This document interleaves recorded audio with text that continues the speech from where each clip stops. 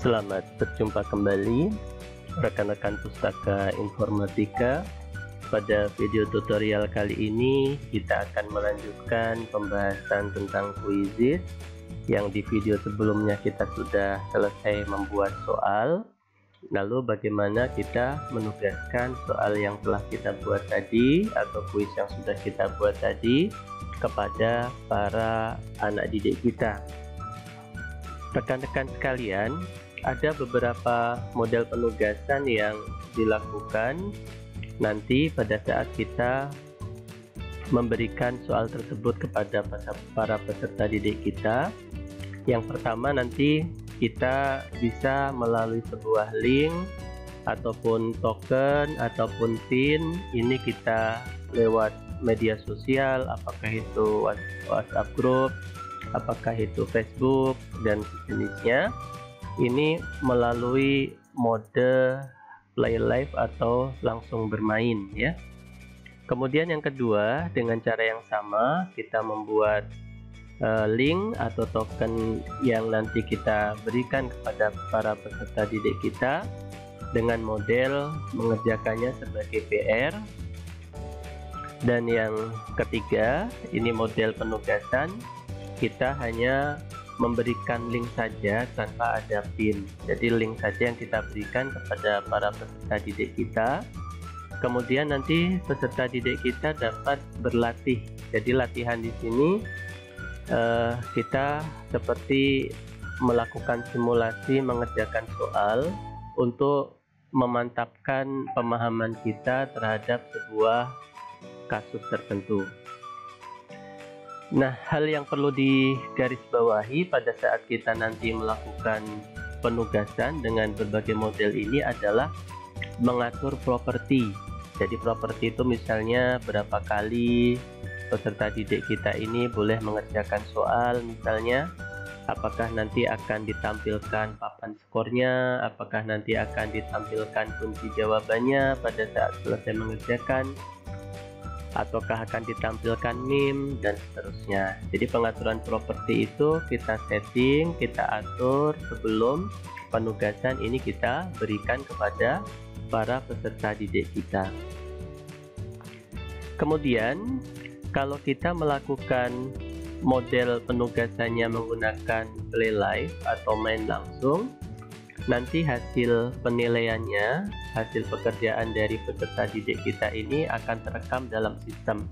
Jadi kalau di model 1 dan 2 itu gambarnya adalah ungu, artinya pekerjaannya akan tersimpan di dalam sistem dan kita bisa melihatnya lagi, menganalisis dan mengevaluasi hasil pekerjaan yang dilakukan oleh para peserta didik kita. Kemudian nanti kalau modelnya adalah latihan ini hanya sekedar untuk mematangkan pemahaman tadi, membuat para peserta didik kita lebih paham. Jadi tidak ada rekap nilai yang disimpan di dalam sistem kuisis, yang namanya hanya latihan saja. Seperti itu Bapak Ibu, rekan-rekan sekalian. Nah, kemudian kita akan coba breakdown lagi satu persatu bagaimana karakteristik dari model 1, model 2, dan model 3. Yang pertama adalah bagaimana perilaku dari main langsung atau play live seperti ini. Kita bisa melakukan klasifikasi atau pengelompokan peserta didik kita ini dalam sebuah tim. Jadi nanti misalnya di satu kelas itu ada 30 peserta didik, misalnya seperti itu. Kemudian masing-masing mengerjakan secara sendirian, tetapi hasil akhirnya itu nanti dikelompokkan dalam sebuah tim. Jadi misalnya anak-anak ini kita pecah menjadi katakanlah 10 kelompok supaya ada kompetisi di dalam kelas itu, supaya ada semangat untuk berpacu mengerjakan soal dengan hasil yang terbaik. Nah, tapi nanti nilainya dikelompokkan dalam sebuah tim. Ini misalnya Bapak Ibu akan membuat latihan untuk lomba cerdas cermat atau lomba cepat-cepat. Nah, ini sangat cocok sekali. Kita melakukan mode permainannya adalah nilai. Kemudian nanti anak-anak nilai skornya dikelompokkan berdasarkan tim yang sudah kita buat. Kemudian bisa juga dilakukan secara klasik, jadi peserta didik kita nanti melakukan secara mandiri dan skor nilainya itu melekat pada masing-masing individu peserta didik kita.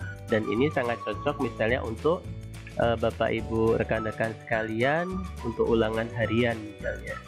Yang ketiga ini adalah sebagai ujian. Jadi peserta mengerjakan secara mandiri sebagai ujian, misalnya Bapak dan Ibu rekan-rekan sekalian akan menyelenggarakan ujian tengah semester atau ujian akhir. Biasanya siswa ini hanya boleh mengerjakan soalnya satu kali dengan durasi waktu yang sudah ditentukan. Maka secara play live kita bisa menyelenggarakannya secara tes atau ujian.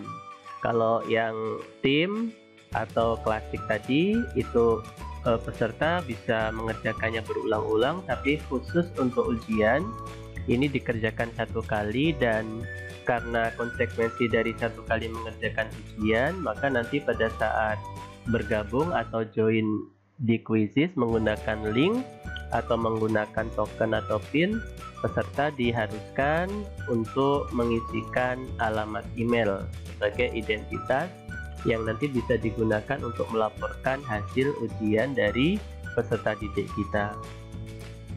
Kemudian di sini ada beberapa karakteristik yang nanti berlaku kalau kita menyelenggarakan ujian langsung, penyelenggaraan dengan mode play live. Jadi host dan player melakukan kegiatan dalam waktu yang bersamaan. Jadi misalnya kita janjian dengan anak-anak walaupun terpisah tempat, tidak dalam satu ruangan, misalnya anak-anak sekalian nanti kita akan menyelenggarakan ujian pada pukul 7 pagi tanggal sekian misalnya. Jadi anak-anak dan kita sudah siap di masing-masing perangkat, apakah itu laptop, PC atau smartphone, untuk masuk ke dalam quizzes. Kemudian nanti sistem ini akan mulai dilaksanakan kalau Bapak Ibu sekalian sebagai penyelenggara ini menekan tombol mulai atau start. Jadi setelah anak-anak misalnya tadi jumlahnya dalam satu sesi ujian itu misalnya 30 orang, maka setelah 30 orang ini dirasa sudah masuk semua, tergabung dalam sebuah session ujian ini, Bapak Ibu diwajibkan menekan tombol start atau mulai. Selama Bapak Ibu belum menekan tombol start atau mulai, anak-anak statusnya menunggu. Jadi waiting sampai ujian dimulai. Nah, seperti itu. Kemudian bagaimana cara mengakhiri game ini atau sesi ini? Diakhiri langsung oleh host. Jadi misalnya dengan melihat waktu yang seakan sudah cukup, Bapak Ibu guru selaku host boleh klik akhiri game atau end game, atau juga akan selesai kalau seluruh peserta itu mengerjakannya selesai semua. Jadi misalnya ada 30 yang selesai baru 25, ya belum akan selesai session tersebut. Setelah ke-30 siswa tadi mengerjakan semua, baru session penyelenggaraan play live ini akan berakhir dengan sendirinya.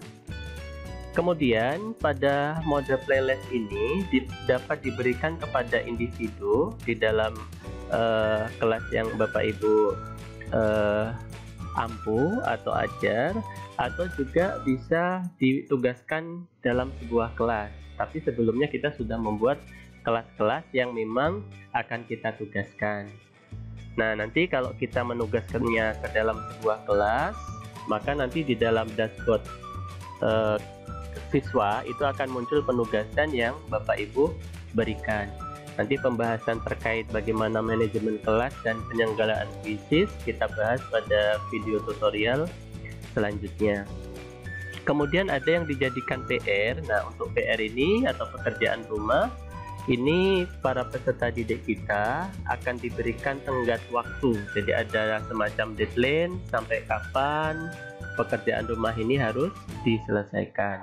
Jadi ini harus kita setting dulu sebelum kita memberikan link ataupun token kepada para peserta didik kita. Kemudian sama, bagaimana mengakhirinya? Bisa diakhiri langsung oleh host, misalnya karena ada satu uzur, jadi tidak bisa terselenggara, diakhiri saja juga boleh, atau oleh sistem diakhirinya. Jadi kalau sudah waktunya terlampaui, deadline-nya sudah tercapai tenggat waktunya, maka dengan sendirinya anak-anak kita tidak bisa mengerjakan PR tersebut. Kemudian mode PR ini juga sama, kalau kita menugaskan ke dalam sebuah kelas, maka di dalam dashboard anak-anak peserta didik kita itu akan muncul daftar sebuah tugas yang belum dikerjakan. Jadi nanti di dalam dashboardnya anak-anak itu ada penugasan yang dimasukkan ke dalam sebuah kelas, itu statusnya sudah dikerjakan oleh anak-anak didik kita, ada juga yang statusnya belum dikerjakan oleh anak didik kita.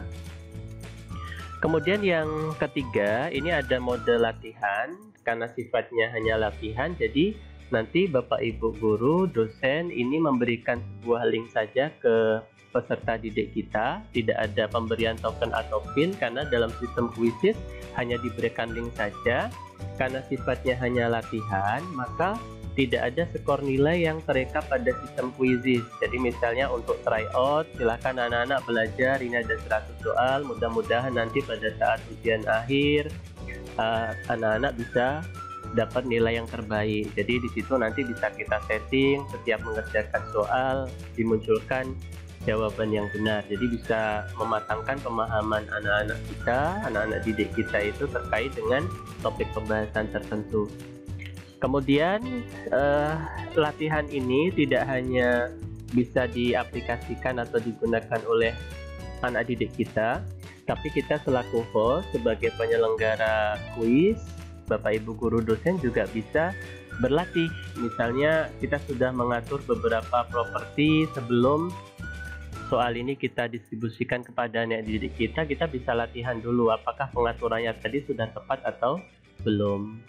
Demikian Bapak Ibu guru dosen, mudah-mudahan rekan-rekan pustaka informatika yang menyimak video ini juga mendapatkan pemahaman bersama tentang karakteristik dan beberapa model penyajian tugas yang ada di dalam sistem Quizzes. Nah, yang perlu nanti menjadi catatan adalah setiap kita menyelenggarakan sebuah kuis itu akan diberikan link atau token. Jadi berdasarkan link atau token saja penyelenggaraannya, seperti itu. Demikian, sampai bertemu di video tutorial berikutnya. Terima kasih.